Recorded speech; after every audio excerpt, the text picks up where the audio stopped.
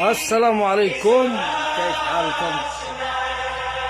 طبعا ما حبيت اطلع صورتي، الناس داعي نطلع صورتي جنب هذه الفضايح. نترككم مع الرياض. للاسف عرف الرياض. شوفوا معنا الفيديو الاخره. البنت هذه شوف يعني مسكينه محترمه، يعني تحرجوا فيها لان في مكان اصلا محترم. تتوقعوا بعد ما دخلت من هذه الزحمه تتوقعوا يعني اكيد في تحرج. The concern of Rasulullah sallallahu alayhi wa sallam. المسلمين الغرب صاروا يستحوا، والله صاروا يستحوا من الاشياء اللي تحصل عندنا في العرب، وخاصه في ارض الحرمين. شوف هذا الخروف، عاشوا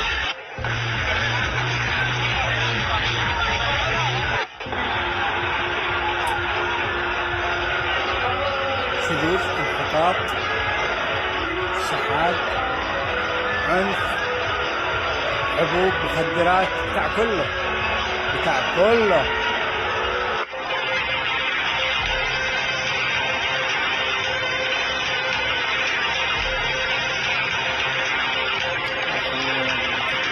في مجتمعنا عاهات ومخانيث، حرمكم الله حيضونا وهبنا. ما اقول هذول سبب نذرته رغيف، لكن نقول انهم سبايب مرضنا. والله ما ندعنا نجي كله وغثيث، احنا نخوض البحر ونقول صح لسانك يا ابن الدين.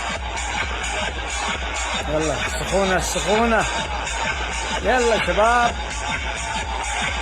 اجتمعوا من شتى انحاء المملكة ومن دول خارجية. وهذا الحين هذا محرم بس منتبه لها بس لا تظنوا. صفوا النية يا حبايبي.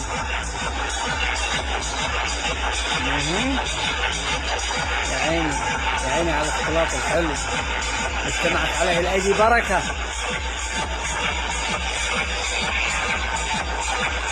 يد البركة.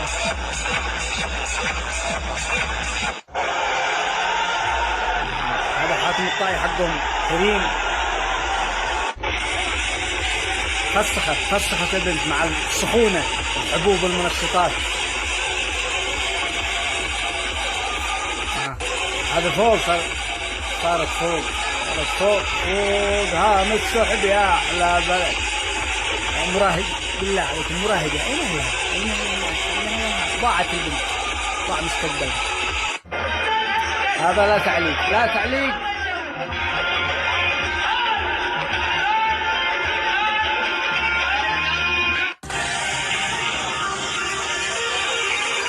يا عيني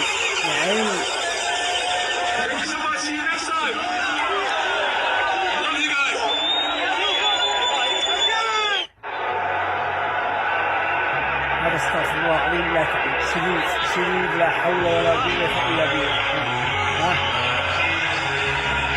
والله ولا في أوروبا ما تزي هذه مسكينة معها بيضة ما قدرت تنزل. البيض زيك يا أختي. استغفر الله العظيم. هؤلاء اختلطت عليهم الشواحن مع بيوت الشواحن مع البطارية، لأن بيحاولوا يفصلوا الشواحن ما عاد يقدروا يفصلوا. دمت. ايوه عايشوا قبحكم الله وقبح تربيتكم.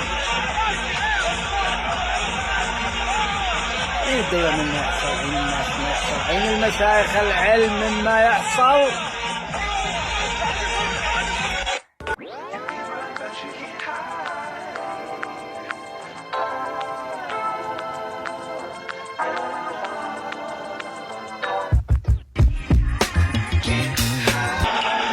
هذا مناطحة الثيران، قصد الطيزان، مناطحة الطيزان هذا.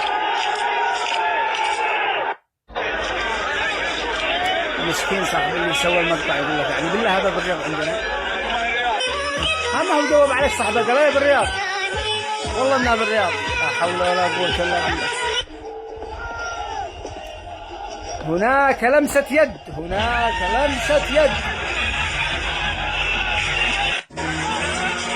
هذا بنت محترمة، بنت ناس ما تسمع أحد ولا تعطي حد سنابها، واهلها موجودين في الحفل. ايش فيكم؟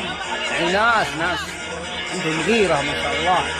ايوه خاطر جت صاحبتها او صاحبها مش عارف